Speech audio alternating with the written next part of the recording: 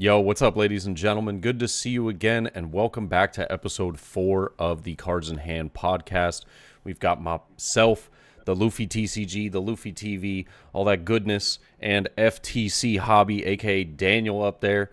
And Good morning. Good morning and / good afternoon. Yes. Afternoon. Yeah. Yes. Yeah. We're only an hour apart, so it's not too big of a difference. But An hour apart, but forever together, my friend. an hour apart, but always in our heart.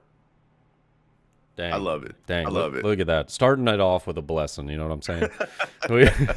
But dude, what a day. Oh my God. Oh my gosh. Yeah. Ian, holy cow. Dude. Real quick, before we jump into all this, dude, Yeah. I feel like we gotta let the audience know.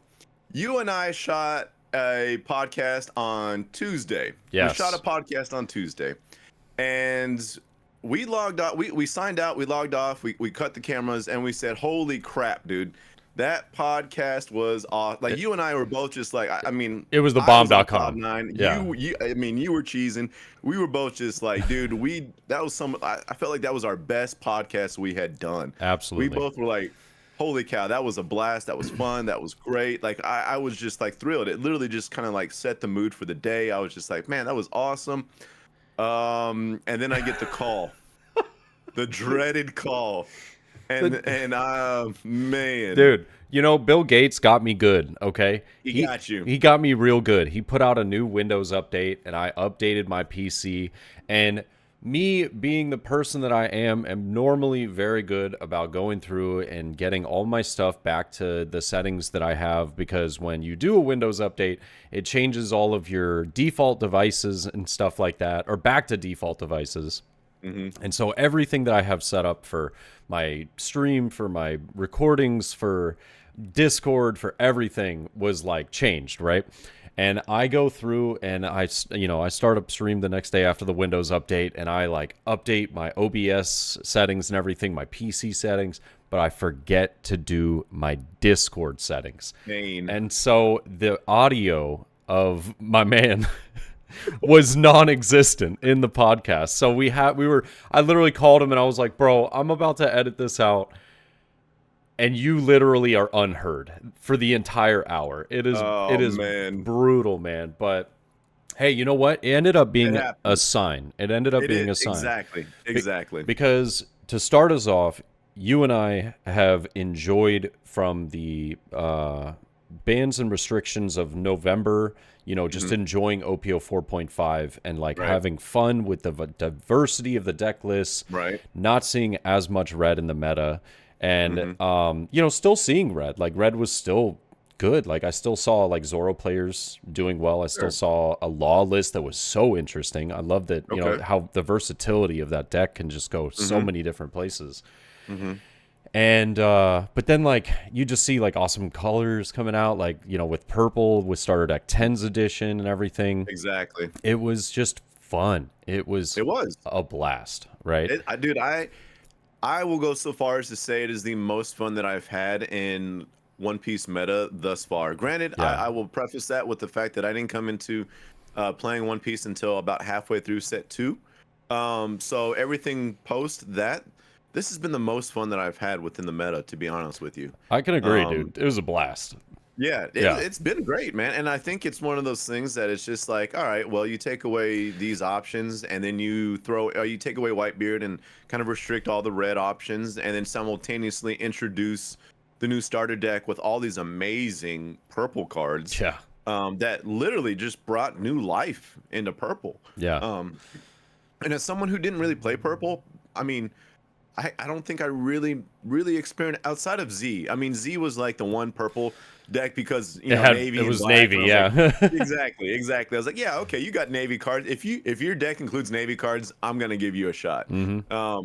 So outside of Z, I hadn't really played with purple, and so now with all the introductions of new purple cards, I was like, it was like a whole new experience for me. I was like, wow, this is.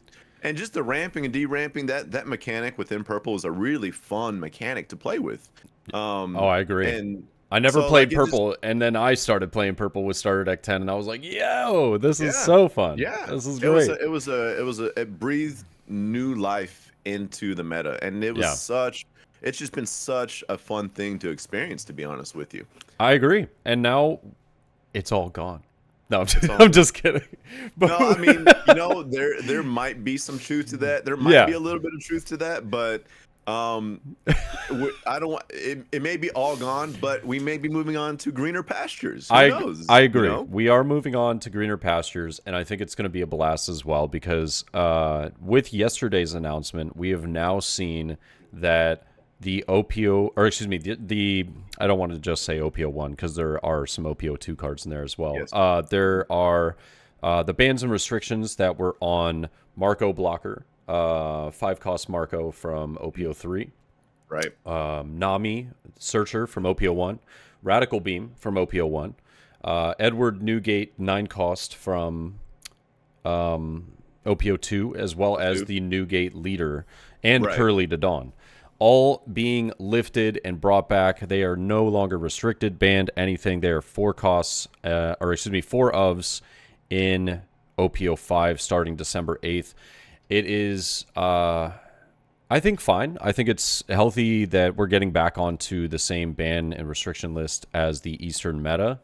And the only gripe that I had was, and I'm not complaining, I'm just like, oh, man, that card's so good, is Radical Beam.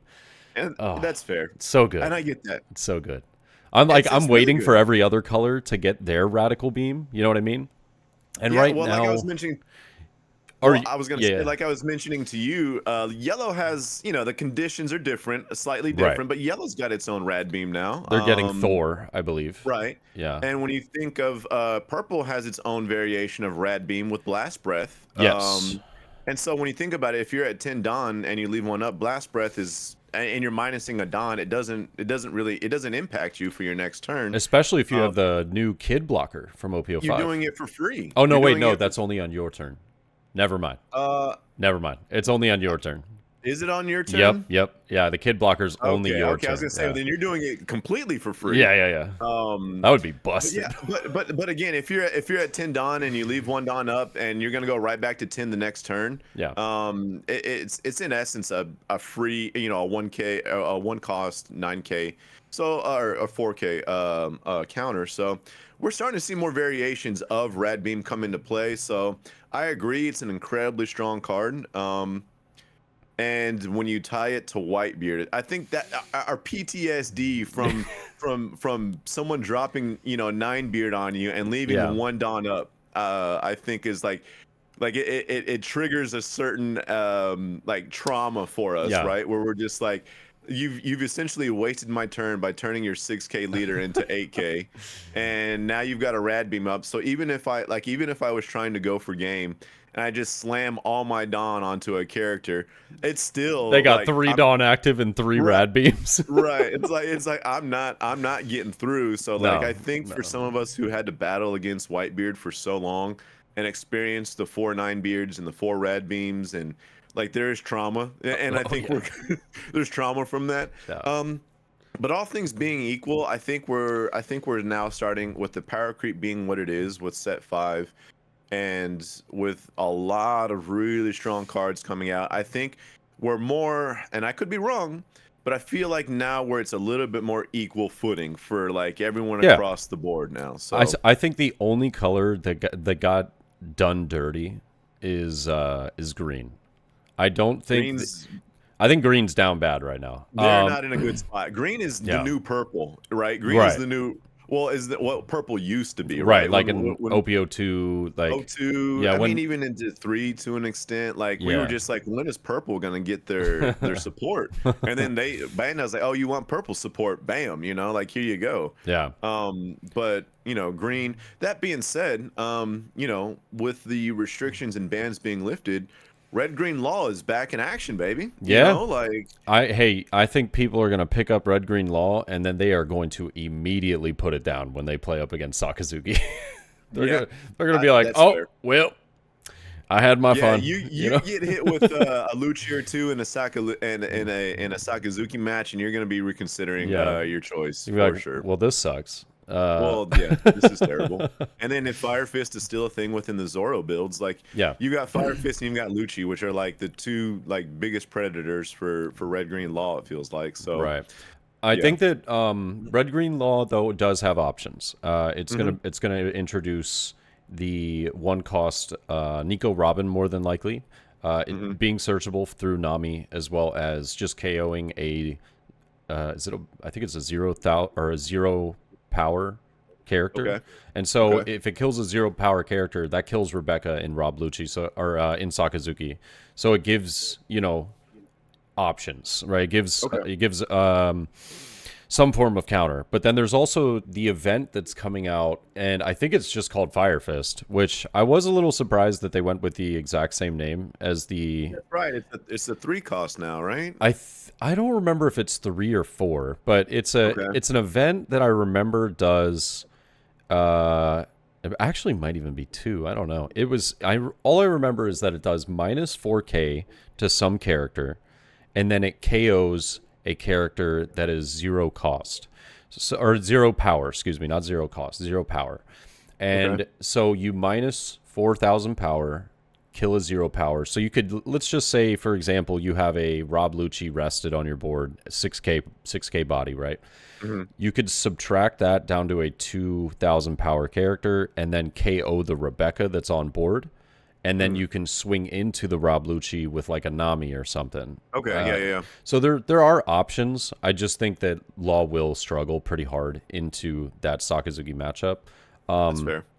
Yeah, but I think Law is the most versatile deck That's the probably in the thing. game. So Right. you could literally, they will find a way. Like Well, Law will always find a way. I kind of group Law players along with Whitebeard players in the sense that they're very resilient, right? It's Hmm. like they almost embrace like the challenge of like, oh, you're trying to hamper my deck or hamper my build.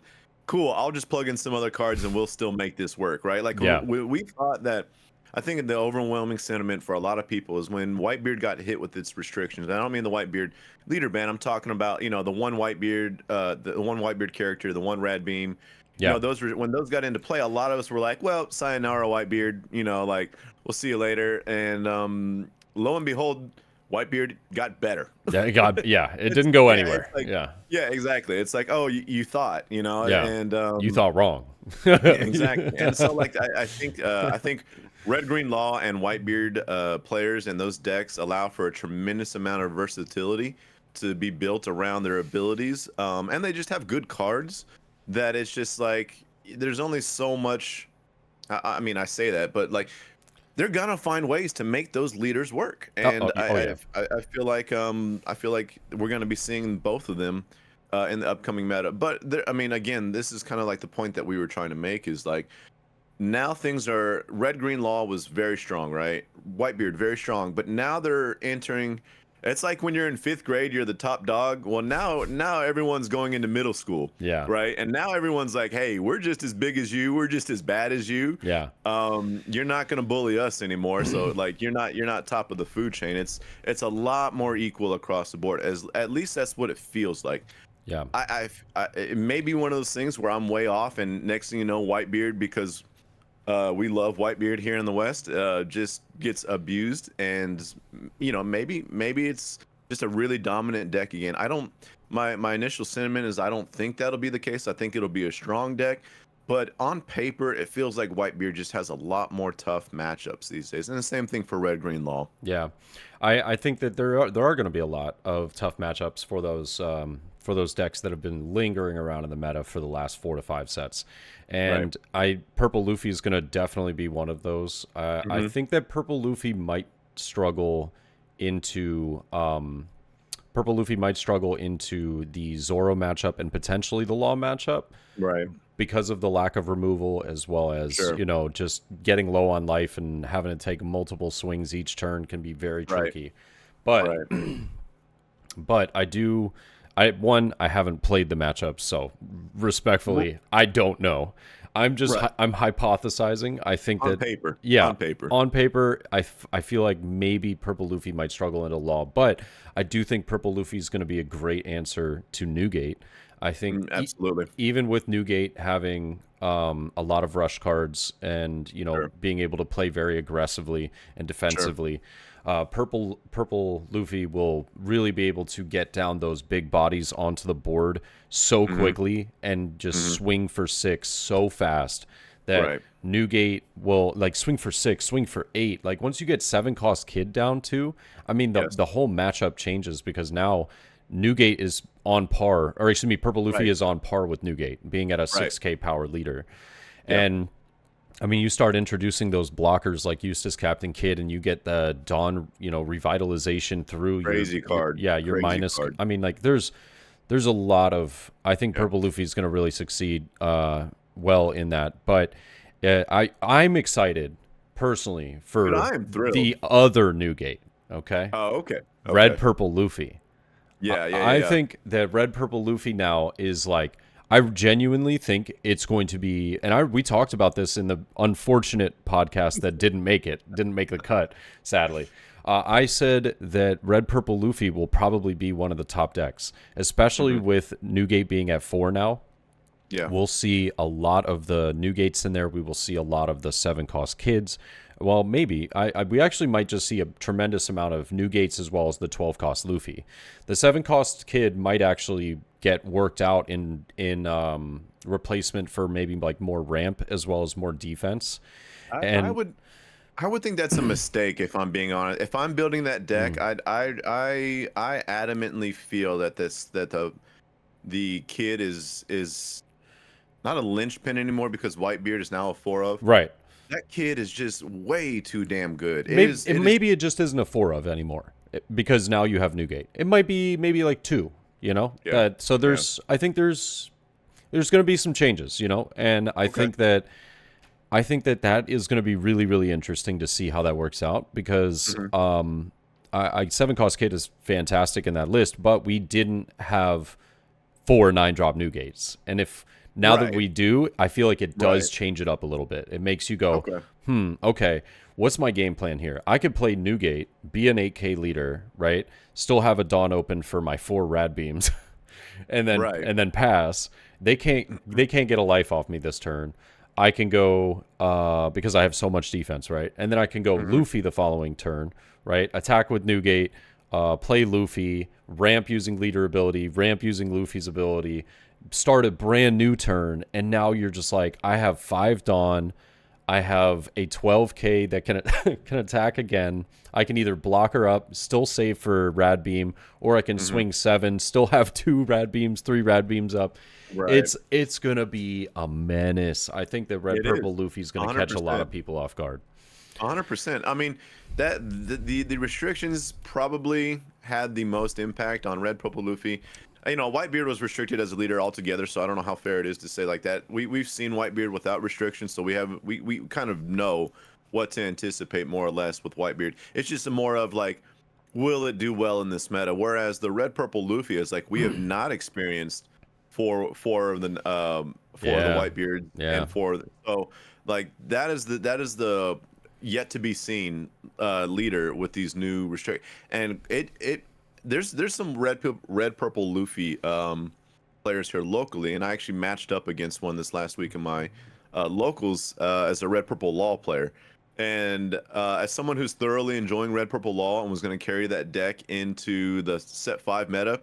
Those 6K leaders suck. They suck so bad for Red Purple Law. Yeah. It feels really bad. You don't have the you don't have the Dawn to dedicate to You don't. swing 6. You simply don't. It's just not there. I saw 2 kids. I saw 2 kids, 3 kids if we're gonna include the. I dropped a 4 cost blocker, Law, and I plucked one out of his hand. I was like, got him. Got him, because that card will lose me the game against that's Red fact, Purple Luffy. It will lose me the game. You're like, now he's a 7K. Yeah, exactly. And there's no shot, right? Like Yeah. I'm not like it's just not happening. He plays another kid. I'm like, all right. He had 2 of them. All right, fine. I remove him off the board, so he only had 1 turn with it. I was like, all right, we're good. Yeah. Next turn, Kid. kid again. I'm like, there's no way. I had all the resources to get rid of yet another kid. Oh wow. I end up the crazy part about this is it literally came down to like I had 2 cards in hand. He had no counter. I had like 3 Dawn up. I used leader ability, bring out a Rush Zoro, swing, and like that was it. Like that was Yeah. and I won the game like Woo. by a fraction of a margin. Skinnier And teeth, you know. it Yeah. truly was. It was honestly, it was one of the closest, if not the closest game I can remember in a very long time. But to the point that I was making is that the red purple Luffy just feels like it is just a sledgehammer at this point. Mm.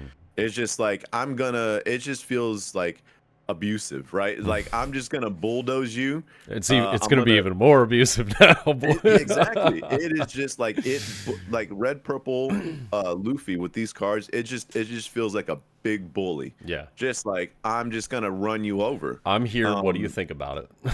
exactly. And so like if you're not getting off to a good start against that deck and you haven't forced cards out of its hand, Yeah. or you haven't taken a life come like turn 3 or 4, it's not looking good for you, brother. Because Yeah. once they get to those late dawns and they can establish those cards, I don't know Ooh. how you're gonna get through. I Yeah. truly don't. I really don't. I think that So there's like, as far as me wanting to play Sakazuki in the next set because of, you know, being interested in Navy and having a blast with Navy the boys. yeah. Having a blast with like the deck list as a whole. I played a couple of matches against you know, a buddy the other day that he was playing red purple Luffy. Granted, he didn't have 4 new Right, gates, right. but Mhm. I definitely was playing the match wrong at first because I was struggling into it. And then Mhm. the more that I played, I realized I was like, oh, okay, like these are the cards I'm looking for, and I need to play them like at very specific points so that I have the ability to pull cards out of his hand, because I was not Mhm. pulling any cards out of his hand whatsoever. Right. And it was like, you know, as Sakazuki, it felt like I just wanted to build a board and then swing 5, but I was like, I can't do that. So I have to. Right. It's like I'm playing a Dawn down each turn to get at least get a 6K swing through. You are, yeah. And at least if I'm getting 1 swing through a turn, it's okay. But optimally, I'm trying to get 2. Right. Sure. If I'm getting 2, I'm feeling good. If I get 3, I'm looking great. Like I'm happy. A 7-cost Borsalino came in super clutch in that matchup. Nice. It felt like that was the card I needed in order to kind of get myself back into the match. And you know, not seeing that card wasn't like make or break the matchup, but it definitely it was like very helpful. You know, that was that as well as Sabo. Rob Yeah. Lucci didn't. I would more often than not play Rob Lucci just no Just to have a effect. 6K body. Just to have a 6K body. Yeah. No effect, you know, and I'd Sure. play Rebecca to put out Hina, not even really caring what Hina subtracts the 4 costs to. It was just to have another swing Free play. into my opponent, and kind of learning that matchup helped me realize, like, okay, there are ways to play around this, but it is a matchup that needs to be learned, because otherwise, if you don't, red purple Luffy will go hard. Yeah. Yeah. The moment red purple Luffy gets comfortable, you're just doomed. Yeah. Like I said, if they get into that turn 4 and you really haven't taken cards or at least taken a life, Yeah. you are in for a world of pain. You're in for a world of pain. Absolutely. And you know what? Speaking of like these decks that we're considering to be like, you know, potentially the top of the, you know, the list in OP05 meta, right? Right.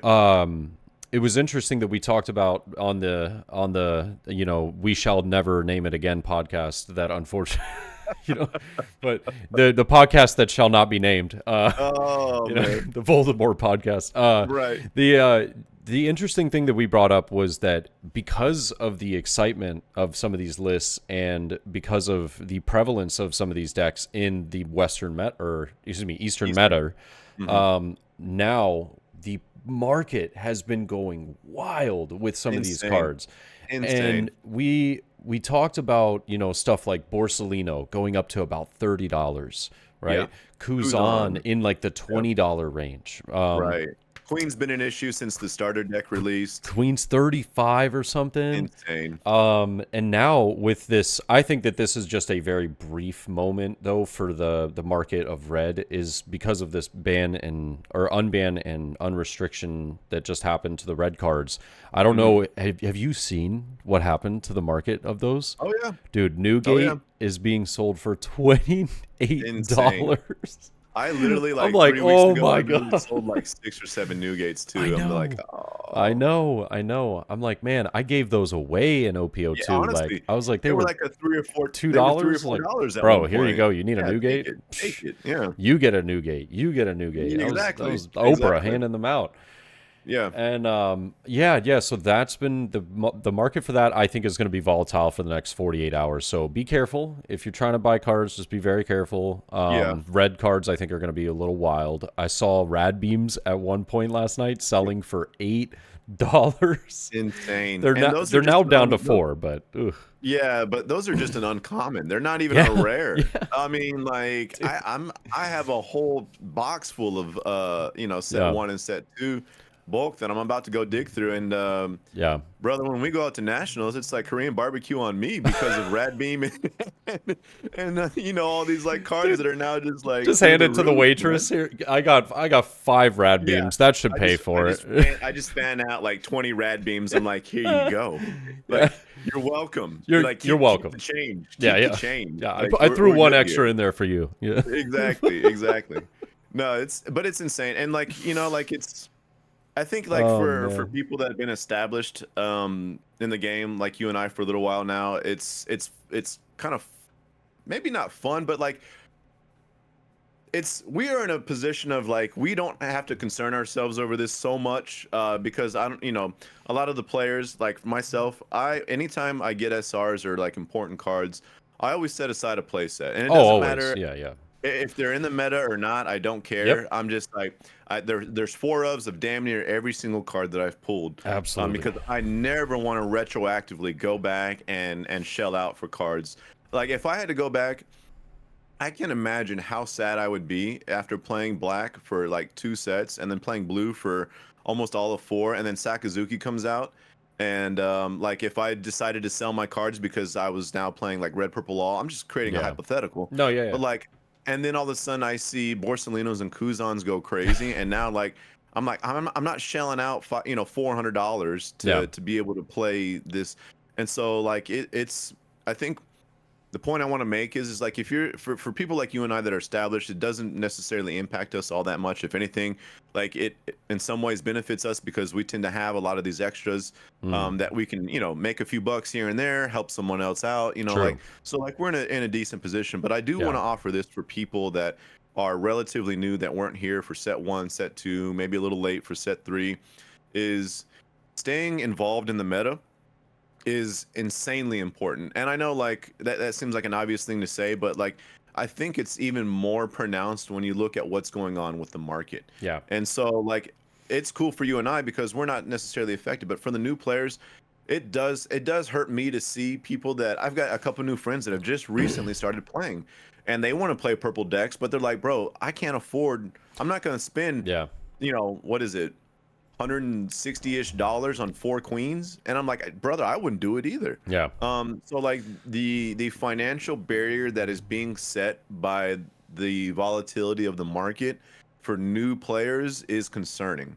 And like Bandai does a good job of like coming back and reprinting. Like we've seen a lot of Nami, we've seen the reprints of Zoros. That the SR from Zoro from Romance Dawn was almost always like a $10 plus card. Yeah. And now with the purple deck with the reprint, I think it's like a $3 card. Yeah.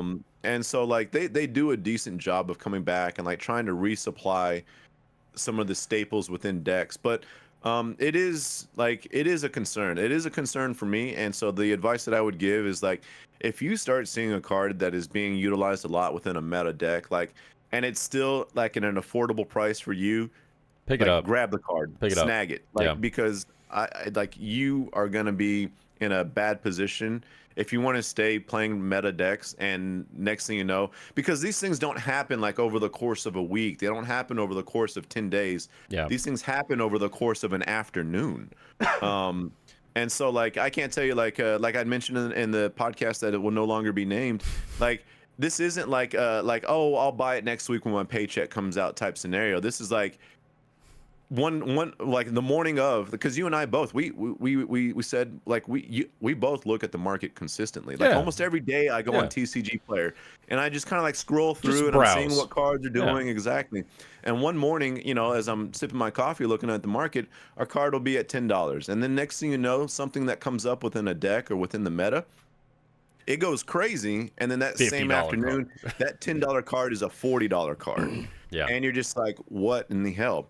So, again, it's just advice that I want to offer to people that are just getting introduced. Like, the best thing you could do for yourself right now is try and stay up on the meta as best as you can.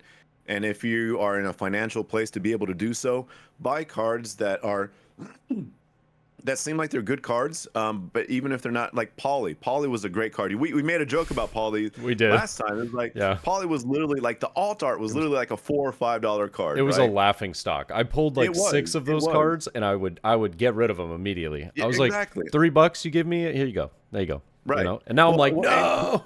Yeah, but when you read the card, like at the time, it didn't necessarily feel like it fit. Yeah. But when you read the card, you're like, you know what? That's a good ability for a card, right? Not bad.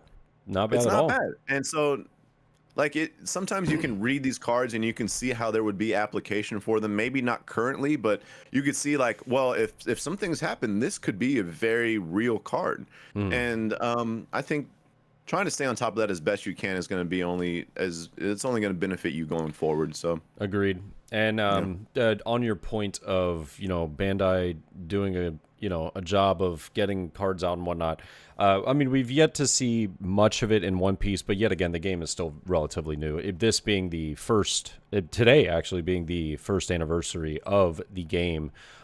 Is it really? It is today. Yeah, it is the anniversary of the One Piece card game today. Love it. Yeah, and but what I've talked to friends about that play other Bandai games, like I have a lot of friends that have played Digimon, that have played Dragon Ball, and have, you know, some other Bandai games under their belt, is they said that a vast majority of the time what ends up happening is they realize that there are cards that are just very pricey because of the lack of that card from like a first or second starter deck or a set that came out when the game first started, right? Sure. And so what ends up happening is you end up seeing sort of either like reprints or like different artworks thrown into, you know, stuff like new starter decks, kind of like how the Nami and Zoro were in starter deck 10. Or you would see a booster box that kind of like the idea of what they're coming out with, the Memorial booster box, although that is new cards, something like that in the future could be, let's say, current cards. It could be older cards, but current cards as well. They might throw in like, hey, this is a booster box that encompasses a lot of the most popular cards that have been used in every single deck list throughout the first 10 sets or something, right? Right. And that booster box it'd probably be a cheaper price because it's basically reprints, and, you know, the only people that would maybe need to get their hands on it are either people that are looking to collect or people that are coming new to the game and want to get their hands on very useful cards that might be very pricey because they weren't massively printed like some of the new sets are. And I think that's going to help out a lot of people, but when we see that is to be seen. And right. Well, and that's, I guess that's the unfortunate side about Bandai, because that is a very valid point. And it's something like, so like you're saying, like they did the 25th anniversary notebook a long time ago. You had to pre-order that like literally a year ago. Yeah, you like had to pre-order 6 months in advance or like 8 months. 6 months in advance. Exactly. And then we just recently had the film red notebook that just came out. Yeah. The Uta one, and they reprint, you know, it's, again, they're not new cards, they're just new arts, Right. right? Yeah. And was it like 2-ish months ago? I believe another premium collection went up that was Yeah. a lot of the fun, a lot of staples. Like there was Fire Fist, there was Ice Age, there was, Yeah. and they're just like alternate arts, I and didn't those get arts that. are sick. Oh my I gosh. didn't get it. But Oh, the unfortunate side is we're like I ordered my playset of those because I was I like, those are know. insane. I wanted to, bro. I was But like, oh. I guess it's like I'm not gonna see those for like Oh, you're not gonna see one him more till month. like April, bro. Exactly. Yeah. And so like I'm hoping there's a more expedited way they can go about doing this, right? Six Like months is kind of long. It is. it's rough. But I mean, like it's I a understand why they do it because they want to make exactly the right amount of product for everyone to right. get. You know what I mean? Exactly. It's a double-edged sword. It's like Yeah. we're not gonna make something exclusive in the context that we're gonna release a limited amount of it. If you want the product, we will give you the product. Yeah. And everyone that orders it, almost, no matter how many you order, you're guaranteed to get that. Hmm. But the ugly side of that is you're gonna wait a long, long time to get it. Yeah. So that's the unfortunate aspect of it. But it will be interesting, especially with big events coming up like nationals, where people need cards. Yeah. Yeah. There feels like there needs to be like some kind of like emergency situation where it's like just like print queens into it, like literally just release like those little double pack, those double box where you get like 2 packs and an extra Dawn or something. Yeah. Yeah. Like Bandai, screw the Dawn, just throw a queen in Yeah, there. yeah, yeah. Throw a queen. Throw like you know And what? just- Well, you know in OP06 they're printing up the Gordon reprint essentially. Yeah, Like yeah, yeah. they have a card that is essentially the It's the promo Gordon, right? It's the Gordon. It's exactly Gordon, and Exactly. I think that's great, right? The only thing Right. that's scary about that is that now you can have 8 Gordons in your deck. I love it. Brother, That's wild. As a red purple law enjoyer, I cannot wait. Yeah, I yeah, yeah. cannot wait. But I think that is great. Them doing that is great. Mm-hmm. But the problem with them doing that for Queen is that card is too good. If they did very good card. if they did that, bro, I'd run 8 Queens all day. Are you kidding me? I would like they have a different card that does the exact same thing. That'd be insane. Yeah. So you can't do that. You either have to make like just a different art of it that comes out in some form. And one thing that I thought was amazing in the OP02 box were the revision packs, right? Mm-hmm. Yeah, yeah, yeah. And the revision packs were just to clear up some clerical errors that they had Sure, in the sure, writing sure. of certain cards, right? From starter decks 1 through 4. That's great, but you get they got other stuff out into the market. They got guard points, they got Bonnies, they got Restand Law, King, 9-cost Kaido, bunch of stuff, which Right. was great. Right. But do that for maybe not the ones that need like a clarification, but are just like really, really necessary. Necessities. Yeah, you could. There's so many cards you could do it for. It would be really helpful. It would bring Right. down the price for some people trying to get into it. But as a whole, I thought something like that would be a great idea. But what do I know? I'm just a guy. Yeah, I'm just a guy in a living room. You know what I mean? Yeah, I mean, we just sit here and play the sim and go to locals and talk about One Piece. What do we know about the logistics of it all, right? Well, all that being said, let's get like the initial gut reactions of like the timing of the restrictions are lifted. We've got set 5 releasing next week. What do you think? And like this is a hard thing to predict because I've thought about it. Like last night when this happened, I started like immediately. I'm like, what is set 5 meta gonna look like? Like what are we gonna see as the strong decks for nationals? Like, what are your thoughts? Like when these restrictions got lifted and now that we got set 5 right around the corner, what do you think set 5 is gonna look like out the gate? Out the gate, I predict we will see out of the gate, like at least at locals. I think that we will see a lot of Katakuri. I think Katakuri is one of those decks that you don't need a lot of additions, at least not a lot of hard to get additions from OP05 to be still extremely relevant in the meta. I think that red purple Luffy is going to be a thing, but yet again, it does boil down to will people have the access to the new gates? Do they already have them? And Right. if not, like, do they have Marcos as well? The Marco blocker. I think that card is going to be insane in that deck. Now we add that in there. Radical Beam, 9-cost new gate. potentially 5-cost Marco as well. That's why I was getting to the point of like, I don't even know if 7-cost Kid is needed anymore, but we'll see. We'll see. I think that it's still to be determined. We're going to figure it out. But I also think that Sakazuki is going to be, I have a tough time deciding because everyone I talk to is like, oh my God, Sakazuki is going to be so good, right? They all know that it's going to be good. Here's the thing though.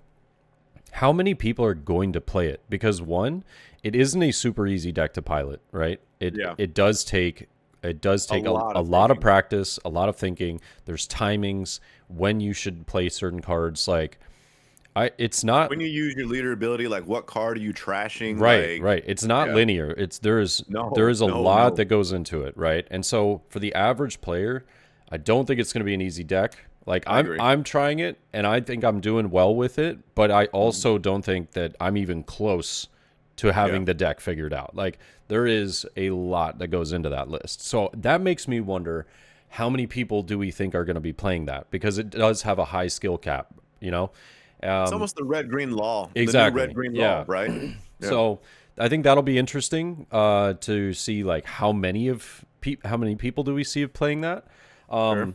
Purple Luffy does seem like Purple Luffy just seems like it's probably going to be a no-brainer. I can't imagine that people wouldn't play it, because I don't think that deck is as, I wouldn't say it's as like linear or as easy as maybe like a Newgate. Like Newgate's pretty straightforward, right? It is.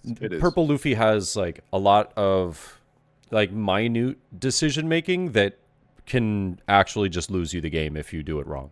And and I think that that's where the idea of, you know, playing Purple Luffy is going to be. I think it's a very fun deck, but it also is challenging because of the matches that you'll go up into, like playing against Red, playing against Sakazuki. You really got to be on it. You got to know what you're doing. You got to play correctly. And then I would say Newgate. Yeah, Newgate's going to be, I think, still be relevant. I feel like those are probably going to be the more popular ones. If I had to say what I think will be, like, a lot of people will also be testing as well, we'll see Enel. We'll see Red Purple Law. God, I hate Enel. Enel is pretty annoying, I'm not gonna lie. Oh my God. We'll see Red Purple Law. We'll probably still see Red Green Law. I think that Red Green Law is going to have a really tough time, though. I really do. Okay. And then what was it? What was the other one? There was another one that Zora. Zora. Ace? I mean, where's Ace in all this? Ace could be. Ace got buffed Ace could be really big. Ace, really big. Now that you know what, now that you bring it up, Ace could be a thing. Yeah. Ace not could be, brother. I'm gonna tell you right now. Ace is gonna have its place. Yeah, Ace might actually be the GOAT. We'll see. But Same. I don't know, dude. Ace could be doing it. You know, because there's a lot of really good event cards that have been coming out for Red as well that make Ace's ability just like, well, you know? Yeah, I mean, just Flame Emperor in itself. I mean, Jesus. Yeah, man. Flame Emperor is just good. Yeah. I mean, like if you're Ace going to Red Purple Luffy and they play Kid, yeah, all right, True. cool. And I'm swinging 2K above your leader with no Don. It's like double attack. Yeah, have fun, dude. Like, you know, super true. Ace might actually have a really good spot. I didn't consider that simply because Ace has been done dirty over the last last set and a half. It's been done real dirty. Well, and you know, like something that I was mentioning in the podcast that won't be named was that 5 life leaders feel so good. Yeah, they feel so good. Like you can take your first life without a care in the world, man. Like now you've got hand advantage. You still at 4 life, which a lot of your opponents are going to be at 4 life to start. Like and it's why like I was like really enjoying some of the 5 life leaders for purple in the 4.5 format, such as Kaido. Magellan had its place too. Dude, Magellan was fire. Yeah, no, and then like being able to start with 5 life and it, I think is a really big thing. Being able to start with 5 life as a red leader with those red cards becoming lifted, the bans becoming lifted, I feel it puts Ace in a very strong place. Yeah. That's something I didn't consider, but just because yet again, like it definitely got beaten on Ace. Well, it got beaten down the past couple of sets, but that's definitely definitely an idea. Well, And it's interesting that you mentioned Katakuri, because I'll be honest with you, I go the complete opposite with Katakuri. you don't think people will play it? I think people will play it, but I think it'll have its place maybe out the gate, but I think as time goes on, and I may be wrong because I know that in the Eastern meta, Katakuri is doing some things. It has its place. But I got to be honest with you, outside of the obvious things, I'm kind of done with looking at Eastern meta Yeah. as a foreshadowing for a Western meta. Yeah. I'm just kind of like I'm kind of over that. I don't I think we play the game at a fundamentally different approach, and I think we're not on the same page. Like when it comes to playing the game, I don't think Eastern and Western really take the same approach. So I don't want to read too much into like the Eastern doing Katakuri. The reason why I don't feel like Katakuri will be as much of a thing is because we're reintroducing one of the biggest predators of Katakuri, and that being Whitebeard. Yeah. So and Red Green Law. Red Green Law was arguably another terrible matchup. Now, as someone who plays Red Purple Law, I like Katakuri feels free. Like it just feels absolutely free. All the 5K swings. Yeah, take them all. Yeah. And so like now Katakuri has 3 natural like counters to it, but that's not to say that you could casino all 5 of your lives and just roll. And like that is still very much a thing. I just think it's become a lot. I don't think Katakuri can get away with the things that it used to be able to get away with now with the bans being lifted. And the Red Purple Law, I wish I'm going to keep singing its gospel and its praises. I think that deck is real. I think it's a very strong deck, but I don't think, to the point you were making previously, I don't think there's a lot of people that want to put in the work and the thought that goes into Red Purple Law. The sequencing can be tricky. Like it's like it is a little bit more like you got to think of what you're doing before you just like throw. You're not playing cards on curve. You're not like, oh, play on curve, swing away. Like like there's more thought that goes into it. Yeah. But if Red Purple Law ever really catches here, the Red Purple Law eats up Katakuri pretty bad. I don't think Red Purple Law is not going to catch. I think it's going to be probably one of the stronger decks in the OP05 meta. I just think that inherently it's going to have a bad matchup against Sakazuki because of like Sakazuki's removal of your required removal cards, like your lowering cards. And then I think Purple Luffy probably, I feel like that's probably a closer matchup, at least for Red Purple Law. So I actually feel the opposite. Really? As someone, but here's the thing: I'm playing people on Sim against Sakazuki, and let's call it for what it is. The Sim is not a great way to. I mean, like you can get like ideas, but in terms of, I have not faced anyone that knows how to truly pilot Sakazuki. Right? That is just like, damn. The reason why I say this is because Red Purple Law is able to go wide extremely fast. No, absolutely. And so while Sakazuki like can Lucci, like Sakazuki needs 2 Luccis to like comfortably go into Red Purple Law. One Lucci, I'm like, yeah, okay, you knocked out 2 cards, cool. Here's another 2 cards for you. Yeah. Like and so like I'm not. I guess my thought process would. I guess my thought process was Hound Blaze, right? You use Hound Blaze to bottom deck something, and then you swing in either 7 or 8 with either your leader or like brand new or something like that into one of your 5K characters. And it's like I just got rid of 2 characters right there for the cost of like 3 Dawn, and then I can play a blocker on top of that. So that's why in my head, I'm like, once I get to turn 3, 4, yeah, sure, maybe I might be at 1 life. Like I might be at 2, 1 life.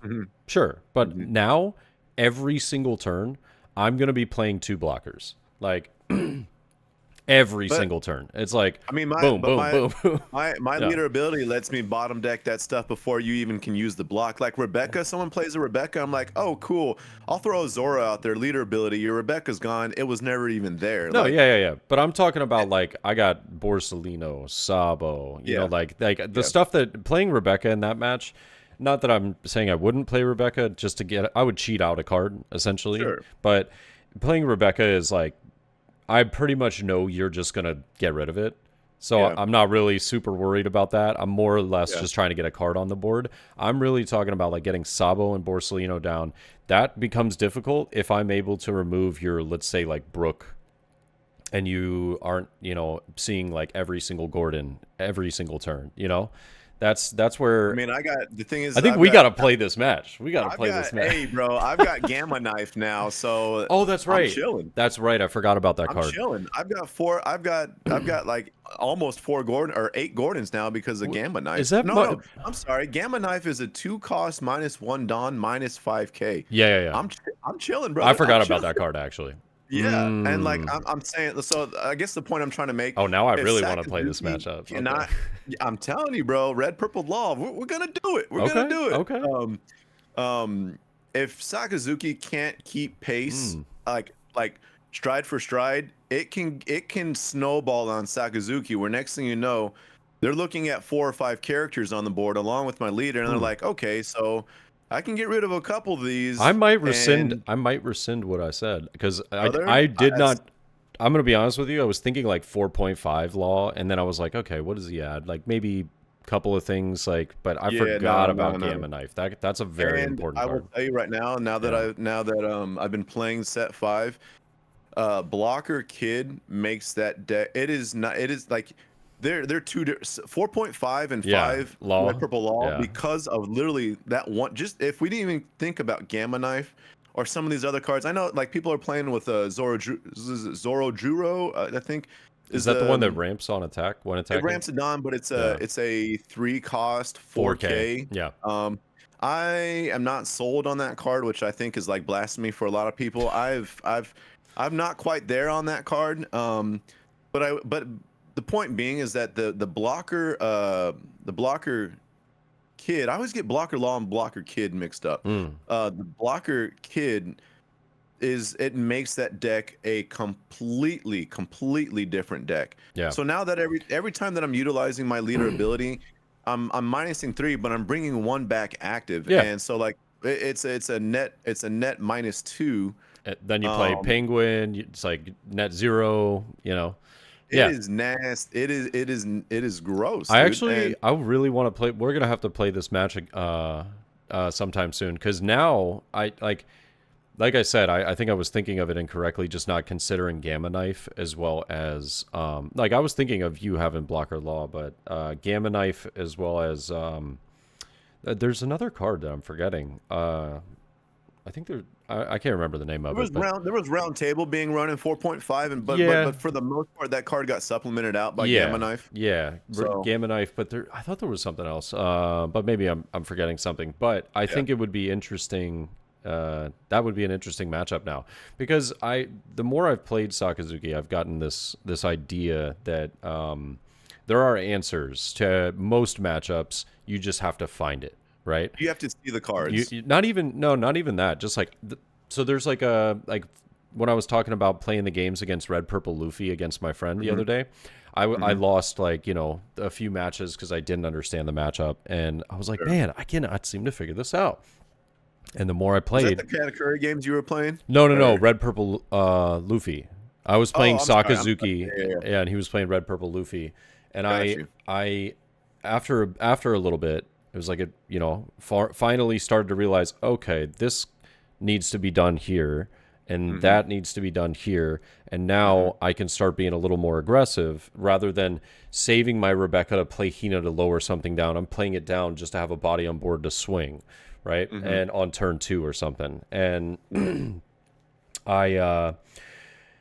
more that I got into that and was defending my life earlier as well because I needed to, save it because I knew I had big swings coming at me later on in the game. I found the answer to that matchup, and I feel like that would be something I could potentially find in the red purple law matchup. Is like there's this answer that you can find in a lot of matches that you go, got it. That's what I need to do in this particular matchup, and now I can play it. I think we're the pivotal part in that matchup, and again, like it's like I've played Sakazuki players on the sim, and it's not until people really get their reps in with Sakazuki that I'll feel comfortable in like saying this is what it is. But but I think the pivotal point in that is that if you see that card that you're describing at the right time, then things are fine. But Yeah. if I build my board to 4 or 5 characters and you didn't have that Lucha, or you didn't have the answer, it can snowball on Sakazuki Oh, yeah. pretty damn quick. Yeah. Because next thing you know, there's a barrage of 5s coming at you, and you're having to you like, and that's the biggest thing that I've seen success against Sakazuki is getting all those, getting like dwindling his hand down to nothing. You know, like when they've got three or 4 cards in their hand, I'm like, I'm winning. Like like the less options that because that's the thing with Sakazuki. Sakazuki has so many different lines, right? That they can take. And so when you restrict those lines and they've got 3 to 4 cards in hand and their options are not looking good. I mean, I know that's like kind of a generic thing to say because you could say that about a lot, but that's where like you're kind of like you're tightening the vice on Sakazuki by like your lines aren't, you don't have those lines anymore. You don't have the safety net that you did, you know, whether 100%. it's through blockers, through hand size with counter power, with the ability to remove and just build a board that your opponent can't get through.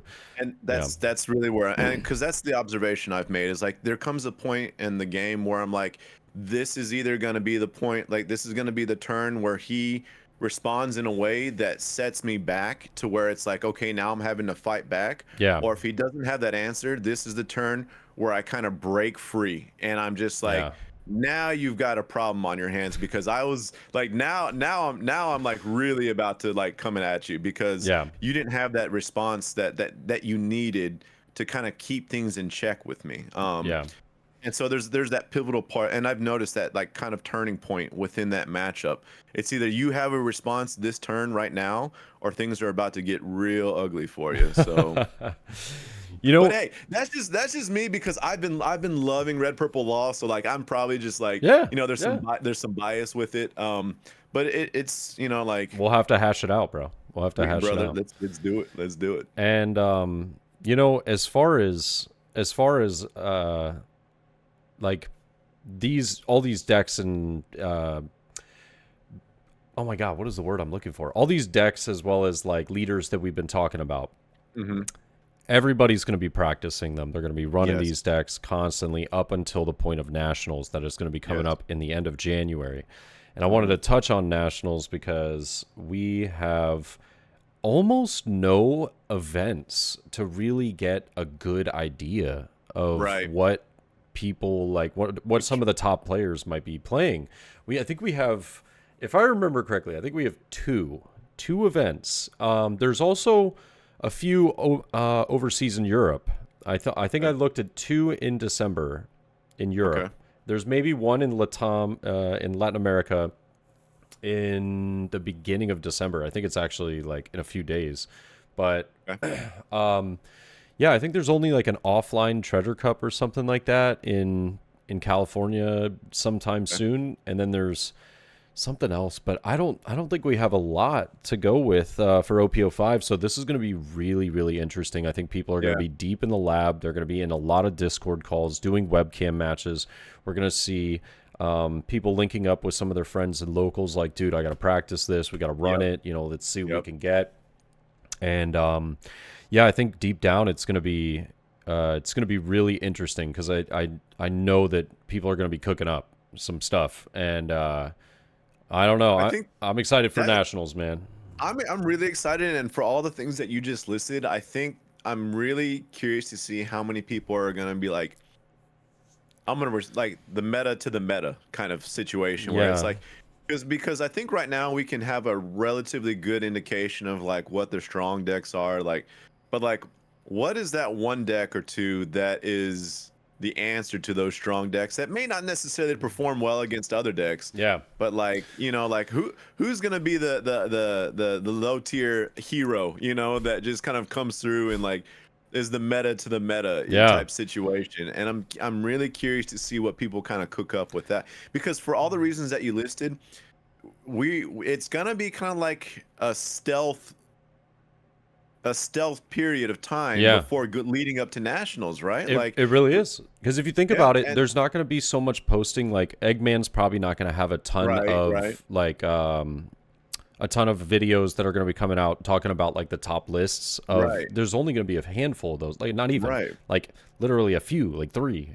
And Right. so with that, people are probably going to be making their own lists, and it's going to be so interesting to see that every list might not be the same like it has Right. been. Like, like every Whitebeard runs more or less the same list, right?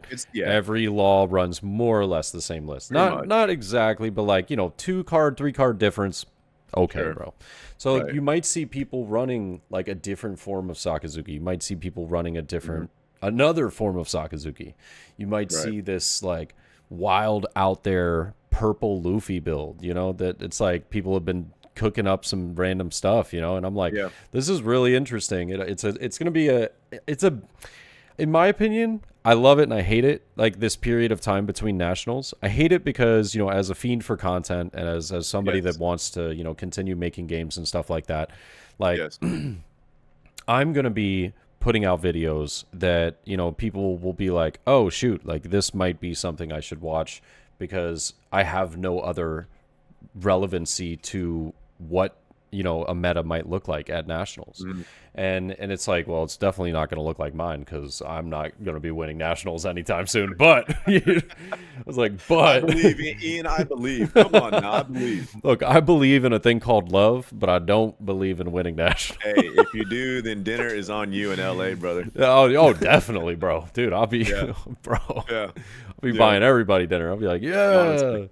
That would be wild. But yeah, I think that's going to be really interesting. I'm still waitlisted, by the way. I'm still trying to figure out if I get off the wait list, but I'm going to go regardless because I want to try and be a part of the side events as well as just meet everybody, meet a bunch of people. And Yeah, absolutely. I think it's cool like that now we're going to be bunking together, you know what I mean? So the important question, this is the important question. Yeah. Who's Big Spoon? Who's Little Spoon? I mean, these are the questions we need answers to. Do you want to do high roll or odds or evens? I was gonna say we red purple law versus Sakazuki best of 5. Oh, And, okay. And the winner gets to pick. Oh, all right. I'm okay with that, I guess. A little nervous laughter. Yeah, right. No, it's I'll just say this, and I guess we can kind of end it on kind of summarize everything. It's like I woke up this morning and I was just like happy, dude. Like I like the One Piece is coming up on a year, if not like you're saying, like this is 1 year, and look at this card game. Look at it go, dude. Like it is a phenomenal card game to play. The cards look amazing. Like there's just so many, like the bans got lifted. There's a brand new set about to drop. We've got more leaders, more cards, more creativity that is now at our fingertips. And if Bandai can just keep pace, like that is kind of the X factor in all this. Is like we just need Bandai to keep pace, like be able to sustain this growth as it goes into its second year. Like, man, I'm just so happy and excited to like be excited for sure, bro. Yeah, man, like it just feels good all around to just like be involved with what's going on with the One Piece TCG. We've got our first nationals coming up. Like, holy crap, man! Like I'm ready to experience it, bro. Exactly. I'm just like I'm gonna when we get off here, I'm gonna hop on Discord, tag all the homies, be like, yo, I'm going up to the card shop on Saturday. Like, let's get it. Let's bring your games. cards, bring the proxies. Yeah. We're running it. So I was gonna tell him, like I'm gonna build my red purple Luffy, and I'm gonna build with no restrictions. Yeah. And Luffy I'm gonna encourage people. I'm sorry. You said Luffy or Law? Luffy. Oh, Luffy. Like, okay. Yeah, I want to see, like, I want to be a bully. Oh, heck yeah. Like, I want to, like, because that was the one deck for me that, like, I love red purple law. Like that deck for me is not going anywhere. Like that is cemented in my repertoire of like that and Sakazuki. Yeah. Those two, they're gonna be established. Like that's there. But like I really want to see what this red purple Luffy is talking about with these restrictions being lifted. And so like I'm gonna go and I'm gonna tell them like, look guys, I'm running 4 9beards, I'm running 4 rad beams. Like there's nothing you can do about it. Well, I want them to do the same because and to your point, that like I want to play as red purple law. I want to play against a red purple Luffy that has no restrictions put on it, and I Right. want to see how that like. So like I'm just excited to get in the lab, get testing. Like let's see what this new OP5 meta is talking about, and just have Absolutely. fun with it, man. Agreed. And like you said, man, that's a perfect place to, sign it off, because we are excited about nationals. We are excited about the future, and what a fun, what a fun like last month it's been. But Hmm. seeing the lift on the red cards, honestly, I think it's going to be great. I think it's going to be fun Yeah, to play a bunch of different decks and have have a new balance of the meta, and just kind of get a picture as a whole. I think it's going to be a lot of fun. But, absolutely. ladies and gentlemen, if you are listening to us at the very end of this podcast, thank you for joining us. Thank you for being a Thank you. part of it. And also, I'm just going to say it. I'm going to hold us accountable right now. What's We that? we will be posting, okay, this episode, if not episode 1 through 4 as well, onto Spotify as well as Yes. like other platforms. So because we have been getting questions, people have been asking, when are we going to Yes. post to other platforms? Hmm. We're gonna do that. This will happen, okay? Absolutely. For this 100%. episode, and for future episodes, we will have them uploaded onto all the future streaming platforms. But thank you for watching it here with us on YouTube and for being a part of it. And if you haven't, Absolutely. my social medias are over here. FTCs are up there, or maybe it's vice versa. I don't remember. It's on the screen. Yeah, It's on the it's screen. somewhere over there. You can always check us out, and at FTC_hobby, as well as the Luffy TV, Luffy TCG, depending on the platform. But other than that, All right. man, I guess we're gonna leave it at that, and we'll see you guys in probably about a week or two once we get some OP05 After step goodness. five, I Yeah, think we're gonna have a lot to talk about. So, yeah, time to rip some yeah, packs. exactly. But y'all take it easy, all right? Peace.